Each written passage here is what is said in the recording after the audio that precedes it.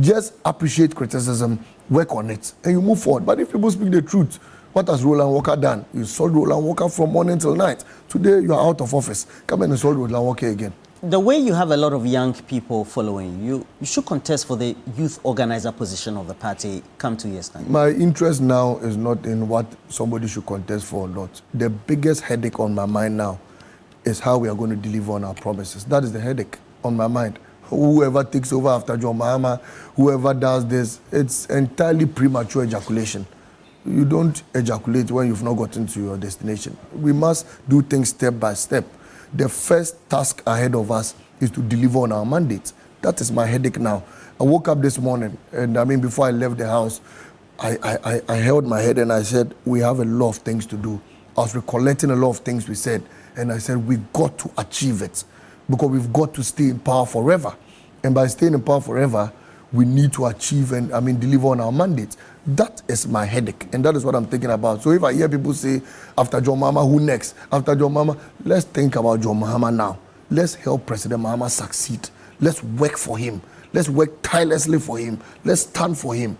And if he achieves, if President Mahama achieves, even if we're going to bring, excuse me, to say a spoon, after President Mahama, the people will vote for the spoon. But if you don't let President Mahama achieve, if you don't support John Mahama to deliver, and then you are thinking of who takes over after John Mahama, or who becomes what in the next national election, or who becomes this, people will call me, Malik, you have to start preparing for this. You have to go here. I said, that is what you are thinking about. That is not what I'm thinking about.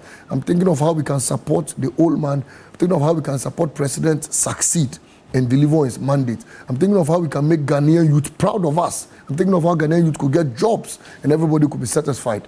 That is what I wake up in the morning to think about. Right. Now, going by all that you've enumerated, it means that there's a whole lot of responsibility on your shoulders. Absolutely. To whom much is given, much is expected. And then the young people are counting on you. That's right. Okay. Are you thinking of only success or failures as well? Where success comes, fine. Where failures come, how do you intend managing it? Depends on how the failure looks like. I mean, if... Let's say the promises to young people are not able to be actualized like the intentions were. Why? Why can't they be actualized? What is stopping us? You have gold, you have cocoa, you have oil. Young people say, all we need are jobs. Why can't you give them jobs? Tell me. 1.8 million young people are seated in the house. They say they want jobs. Nursing trainees say posters. You can't post them. What explanation are you going to give to them? So there are some failures that, like what the MPP was doing, they'll come and be explaining Russia and Ukraine. At least Russia and Ukraine will also rest. Because people have been, they name Russia and Ukraine, even the Russia and Ukraine were tied. COVID-19 as an excuse, no. Give them jobs. So give them jobs. The young nurses say, we want to be posted, post them. The young teachers say, we want to be posted, post them. If there's any reason why you cannot post them, it should be because there are not enough hospitals or enough schools. And President Mahama says we'll complete all the abandoned projects and post them. So what excuse do you have? And so I don't know what excuse to what failure you are talking about. But what I know in my mind is that President Mahama will deliver on his mandate. And we all will support him deliver on that mandate because we want to leave a firm legacy. And we think that he should be the best president ever in the history of this country at the end of his tenure. That's what we are supposed to do. And we'll definitely deliver on that mandate. And you see, Roland, for example, 10% bed tax. The boys say scrap it.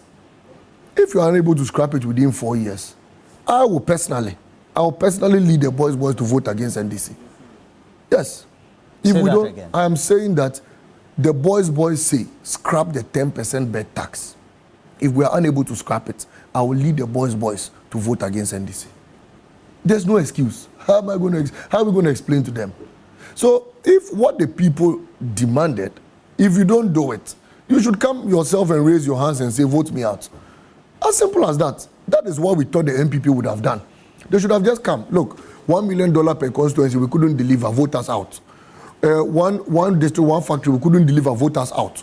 One district, one warehouse, we couldn't deliver, vote us out. We thought the MPP was going to do that. They should come and say, vote us out, because you couldn't deliver. So if 10% bed tax, we couldn't scrap it. We'll come and say we couldn't deliver. We are sorry. Vote us out. As simple as that. There's no turning back. There's no explanation to this. There's no justification. There's no excuse to it. As simple as that. I have a couple of messages. I'll go through them, and then you respond to them, and then we'll go back to the incidents that have happened. That's right. We'll go to Utu Senyais and all that. Yes. This one is coming from Chairman Francois, who says that it's not only the youth that you appeal to. I'm a great admirer as well, and he's also a middle-aged person. Okay, and then also we have a lot more people who say that they would want you to contest various positions. You are saying that it is not the time, right? It is not the time. They want you to. It's highly premature ejaculation. Premature ejaculation. Okay. All right. Then I have a couple more. So let me just also go through. This one is coming from Emmanuel. Emmanuel says, please tell Basintale that he has won the soul and mind of many of us. He should keep up the good work. Zero tolerance for mediocrity. And this one also is coming from Osei Boateng from Ishai. So he says that, ask Malik this question. All the politicians start this way and then they don't end up fulfilling all the promises. So he said I should ask you, do you know that not all promises are redeemable? Some could be redeemed and not others. Who said that? Osei Boateng from Ishai. We have 4 years. We'll judge after 4 years. We have the first 4 years. Ask me the same question after 4 years. All right. But you know that not all manifesto promises are redeemable in 4 years. Ask me this question after 4 years. All right. Okay. So, E-levy is already scrapped. Give it a try and see. Okay. At what point in time do you think that we need to take a quick look at the free SHS in terms of the 120-day implementation promises because it's an integral part of the discussion we're having. 100%. Yeah. And so that also brings to bear some of the lies and propaganda that was spread by the MPP. You see, Roland, free SHS, now we'll see whether we'll scrap it or not. Is that not the case? And that is why I say the MPP will stay in opposition forever. The reason why I say that is because you lie to the Ghanaian people that the NDC will scrap free SHS. So at the end of 4 years, if we don't scrap free SHS, it means Ghanaians will know that you are a bunch of liars. You lie to Ghanaians that when the NDC comes, we will scrap a lot of things and even, said so many things. Roland, as soon as possible, we've got to delve into the discussion around free SHS. It is bad. It is bizarre. Students going to school in 3 shifts. That's wrong. They serve students with food and you don't even know whether this is food for human beings or, excuse me to say, food for animals. It is wrong. President Mahama says it touches his heart. He bleeds anytime he sees some of these foods. Look, the last time they showed a video of granola soup, I couldn't tell whether it was granola soup or it was kuka soup or it was ayoyo soup. You can't tell what it is. Make something and give to students to eat, all in the name of free SHS. So President Mahama is saying that we'll hold a stakeholder dialogue, we will sit down, we'll look around the table, and we will make free SHS better for all of us. It is sad that our wards go to school to eat, very terrible foods. So President Mahama says we'll decentralize it. Headmasters will now be in charge of the feeding. My mother is a matron. And my mother used to tell me that, look, the best solution is to decentralize the feeding system. Let the headmasters take charge. The headmasters will feed them properly.